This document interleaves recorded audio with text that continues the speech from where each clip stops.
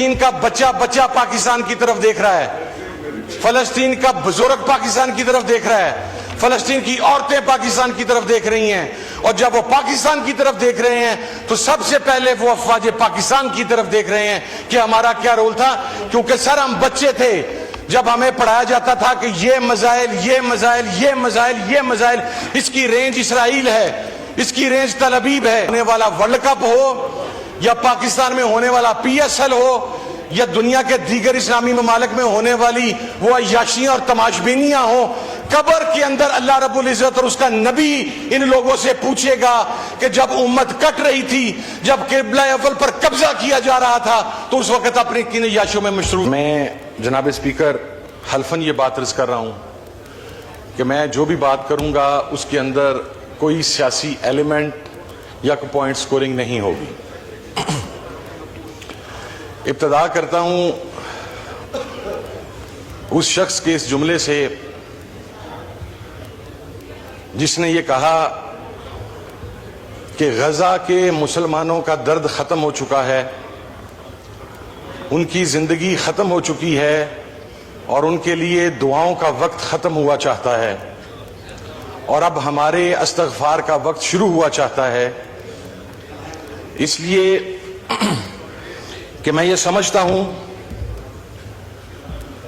कि गजा के फलस्तीन के मुसलमान, जो कि सबसे पहले हमें इस हकीकत को मद्देनजर रखना है कि वो किसी सियासी एजेंडे की स्ट्रगल नहीं कर रहे, उनकी स्ट्रगल किबला अव्वल की और बैतुल मक़दस की हिफाजत है, जो कि तमाम आलमे इस्लाम के मुसलमानों के ईमान का मसला है। और मुझे ये बात कहने में कोई यार नहीं कि फलस्तीन के हर बुजुर्ग ने फिक्रे इमाम हुसैन रज़ियल्लाहु के ऊपर अमल किया, फलस्तीन की हर खातून ने बीबी ज़ैनब सलामुल्लाह अलैह की सुन्नत पर अमल किया, फलस्तीन के हर जवान ने अब्बास अलमदार का जो सुन्नत थी उस पर अमल किया और फलस्तीन का हर बच्चा अली अकबर और अली असगर की सुन्नत पर अमल कर रहा है। लेकिन सवाल यह है कि हम कहां पर हैं? हम बहसीयत मजमूई मुसलमान,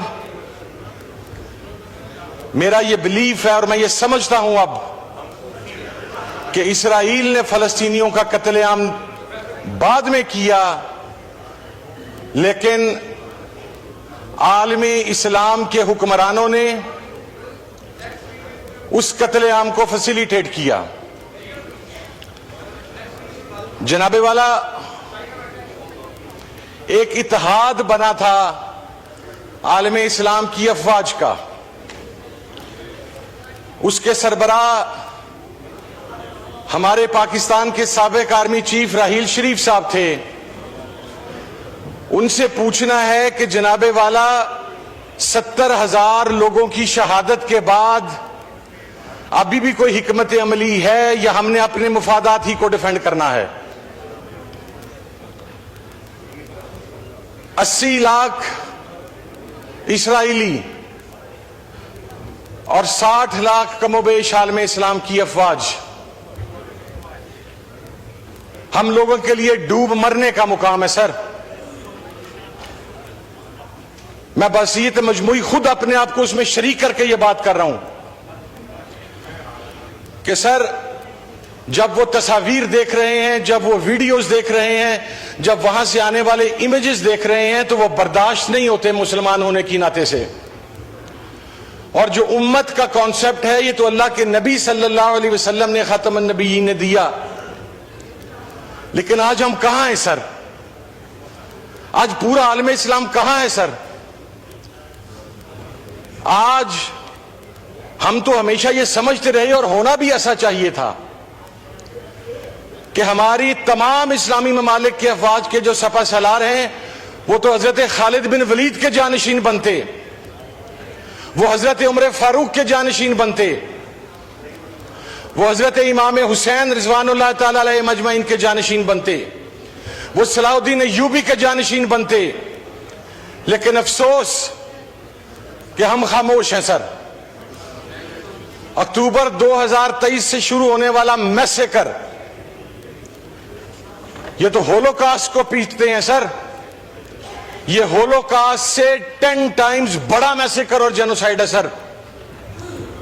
और मैं समझता हूं और मेरा बिलीफ है और हम सब का बिलीफ है यहां पर बैठे हुए हर शख्स का कि ये जिंदगी के चंद सांस हैं सर, जो हम में से पता नहीं किसके कहां पर पूरे हो जाने हैं, कब हमने आगे चले जाना है। हम अगले जहान में जाकर अल्लाह रब्बुल इज्जत को क्या मुंह दिखाएंगे सर? क्या हमसे इस कत्लेआम का नहीं पूछा जाएगा? क्या उन बच्चों का नहीं पूछा जाएगा जिनकी तस्वीर नहीं देखी जाती?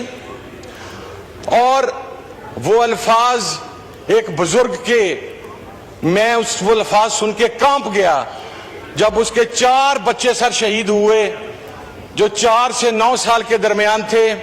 और वो ये कह रहा था कि बेटा जब तुम अल्लाह की बारगाह में पेश होगे तो अल्लाह के नबी से कहना कि हमने तो किबला अव्वल के लिए अपना खून दे दिया, लेकिन आपकी उम्मत खामोश रही और आपकी उम्मत हमारे इस कत्लेआम की जिम्मेदार है। हम सब जिम्मेदार हैं इस कत्लेआम के सर। हम खामोश रहे हैं। मैं ये समझता हूं कि फलस्तीन के अंदर शहीद होने वाला एक एक बच्चा, एक एक शहीद, खुदा की कसम सर, हमारे पूरे आलमे इस्लाम की जितने जर्नैल हैं उनके सीनों पर लगे हुए तमगे, उनके शोल्डर्स पर लगे हुए स्टार्स, उस शहीद के कदमों की खाक उन स्टार्स और उनसे ज्यादा है सर। और मैं कोई सियासी बात नहीं कर रहा, मैंने हल्फन ये बात कही सर। ये मेरा नहीं, हम पूरे कौम का गम है। और हम क्या कर रहे हैं सर? सर इस रेड जोन की तकदीस किबला अव्वल के शहीद से ज्यादा नहीं है सर। अगर कुछ पाकिस्तानी यहां पर प्रोटेस्ट करके पीसफुल आवाज उठाना चाहते हैं, उनके ऊपर लाठीचार्ज हमारी समझ से बाला है सर, हमारी समझ से बाला है सर। सर मैंने हल्फन ये बात कही है जनाब स्पीकर, आपसे मुखातिब होकर कि मैंने हल्फन ये बात कही, मैं सियासत नहीं कर रहा सर। अगर कोई भी करेगा तो मैं उस पर सर, मुझे कहेंगे मैं लाख मर्तबा लानत भेजता हूं, अगर मेरी हुकूमत भी करेगी तो मैं भेजूंगा सर।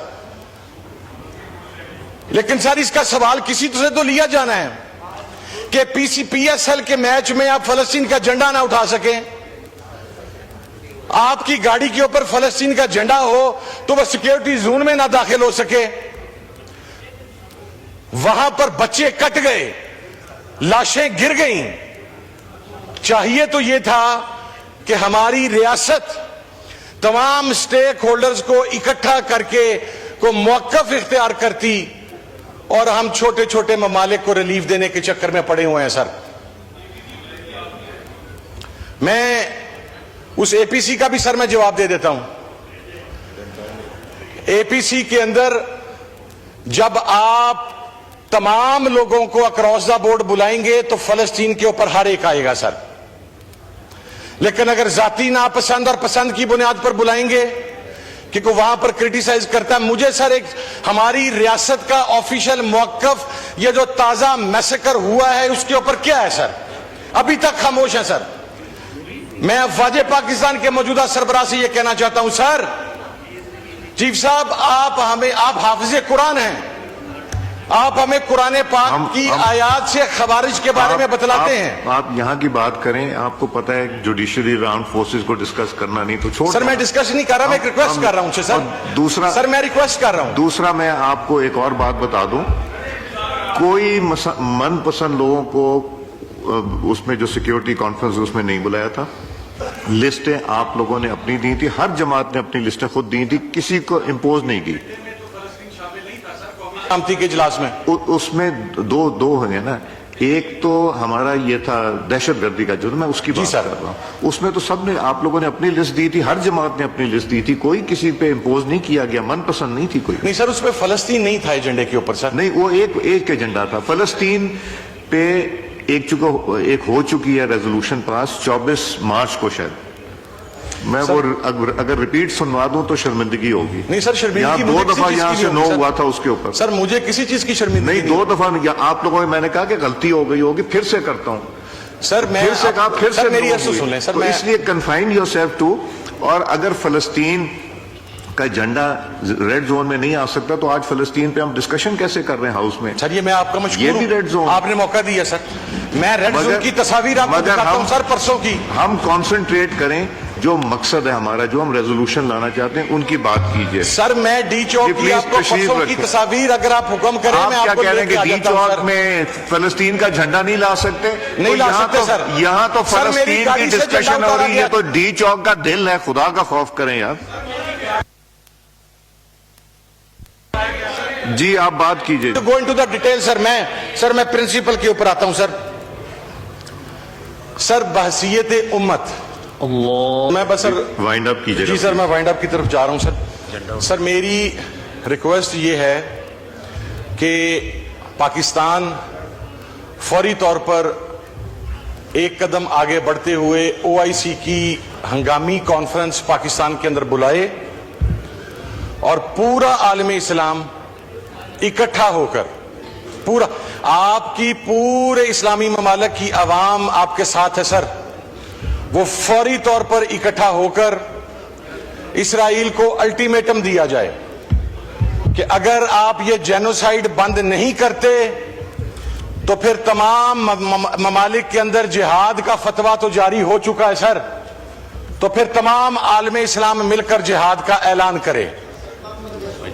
ये और अगली चीज सर, मैं रिक्वेस्ट करूंगा हुकूमत से कि जो वहां पर 20 से 25 हजार बच्चे यतीम हो चुके हैं अभी तक, और ये अभी कंफर्म अदादो शुमार नहीं है, उनके हवाला से हमें फैसिलिटेशन प्रोवाइड की जाए।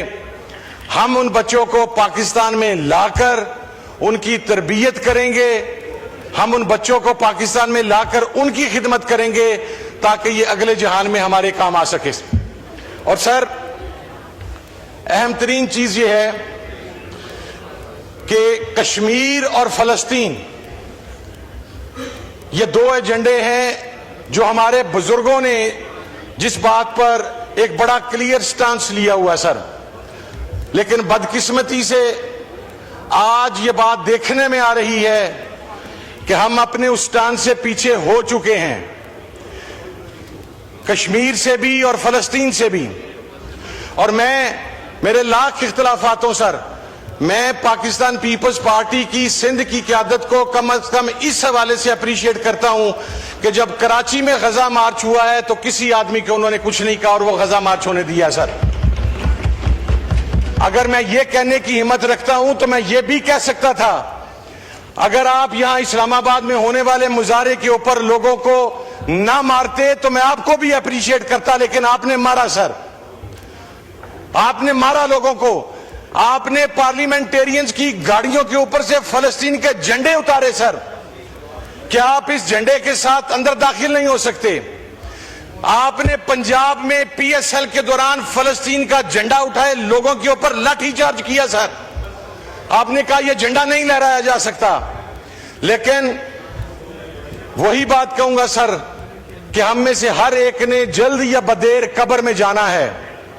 हमसे सवाल पूछा जाना है कि जब कत्लेआम हो रहा था, जब बर्बरियत जारी थी, तो तुम लोग कहां पर थे और तुमने क्या आवाज बुलंद की? और सर मैंने जब तकरीर की इब्तिदा में यह बात की थी तो मेरे भाई ने दरमियान में मुझे टोक दिया, एपीसी सर। मैंने हल्फन यह बात कही थी कि मैं सियासी बात नहीं कर रहा सर, और फिर स्पीकर साहब ने फरमाया कि आज हम बात कर रहे हैं तो इस ऐवान की तकदीस है सर। तो मैंने तो ये नहीं कहा कि इस ऐवान से 10 एमएनए उठाए गए थे, तकदीस का कोई फैसला अभी तक नहीं हो सका। मैंने तो नहीं कहा यह बात, मैंने तो यह बात कतन नहीं कही कि जिन पार्लियामेंटेरियंस की माओ बहनों बेटियों को घरों से उठाया गया, मैं तो ये इशू रेज ही नहीं किया सर। मैंने तो सर लोगों के घरों में जाने वाले जो लोग हैं, जो उनकी बच्चियों को उठा के कहते हैं आ जाओ वगरना तुम्हारी बच्ची की वीडियो बनाने की, मैंने ये बात ही नहीं की सर। आई वॉज टॉकिंग फलस्तीन। और आखिरी बात करूंगा सर कि मेरा खराज तहसीन है कि जब इमरान खान को, महातीर मोहम्मद को और उस वक्त की तमाम इस्लामी लीडरशिप को कि जब फलस्तीन में कत्लेआम हो रहा था तो पाकिस्तान की आवाज इंटरनेशनली पाकिस्तान के उस वक्त के वजीर आजम ने उठाई। ये रियलिटी है, इसे कोई इग्नोर नहीं कर सकता सर। ये रियलिटी है। आज भी जरूरत इस अमर की है कि हमारे वजीर आजम साहब बेलारूस जाने की बजाय वो गजा उतरे। मैं वाइंड अप कर रहा हूं सर। वो बेलारूस जाने की बजाय गजा उतरे सर। वो किसी छोटे हम खुद मकरूज हैं और वो कह रहे हैं कि हम आपको फलानी जगह पर फैसिलिटेट करेंगे, फलानी जगह पर फैसिलिटेट करेंगे। कहां पर फैसिलिटेट करेंगे? हमारे पास तो अपनी रोटी खाने के पैसे नहीं है इस मुल्क के पास। आज फलस्तीन का बच्चा बच्चा पाकिस्तान की तरफ देख रहा है।